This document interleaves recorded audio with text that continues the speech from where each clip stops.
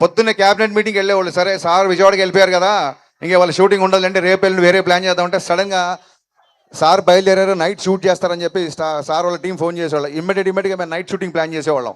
అంటే పొద్దునంతా cabinet meeting attend అయ్యి ఆయన నైట్ ఫ్లైట్కి హైదరాబాద్ వచ్చి మళ్ళీ మార్నింగ్ 3-4 వరకు పనిచేసి జస్ట్ ఇంటికి వెళ్ళి షవర్ చేసి మళ్ళీ ఆయన మంగళగిరి వెళ్ళిపోయిన రోజులు ఉన్నాయి. కొన్నిసార్లు 18 గంటలు 20 గంటలు ఆయన పనిచేసిన సందర్భాలు ఉన్నాయి. ఈ సినిమాకి పవన్ కళ్యాణ్ గారు ప్రాణం పెట్టి పనిచేశారు. మనస్ఫూర్తిగా కళ్యాణ్ గారికి కృతజ్ఞతలు చెప్పుకుంటున్నాను. మరిన్ని విషయాలు డెఫినెట్గా ప్రీలీజ్ ఈవెంట్లో మాట్లాడుకుందాం. అండ్ మా ఫేవరెట్ లిరిసిస్ట్ భాస్కర్ పట్ల అన్నయ్య, ఇందాక దేవి గారు చెప్పినట్టు భాస్కర్ పట్ల గారితో పనిచేస్తుంటే గాల్లో తేలినట్టు ఉంటుంది, ఫుల్ బాటిల్ ఎత్తి దించకుండా తాగినట్టు ఉంటుంది, దమ్ము లాగినట్టు ఉంటుంది. అన్నయ్య మామూలుగా ఎక్కవలేదు. నేను మొన్న ట్విట్టర్లో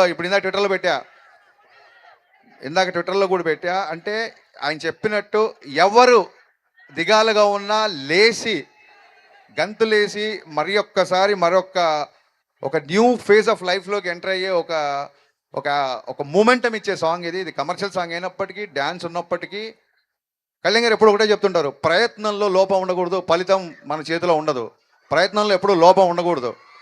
ప్రయత్నంలో లోపం లేదు కాబట్టే ఆయన ఒకసారి అపజయాన్ని చూసినా సరే ఇవాళ మళ్ళీ డిప్యూటీ సీఎం స్థాయిలో ఉన్నారంటే దట్ ఈస్ నథింగ్ బట్ ప్రయత్నంలో లోపం లేకపోవడమే. అంటే ఇది రాజకీయాలు మాట్లాడే వేదిక కాదు, సందర్భం అంతకన్నా కాదు. కానీ మా హీరో ఒక అకుంఠిత దీక్షతో, ఒక అంకిత భావంతో ఫలితాన్ని ఆశించకుండా పనిచేస్తాడని చెప్పే ఉదాహరణలో భాగంగా చెప్పాల్సి వచ్చింది.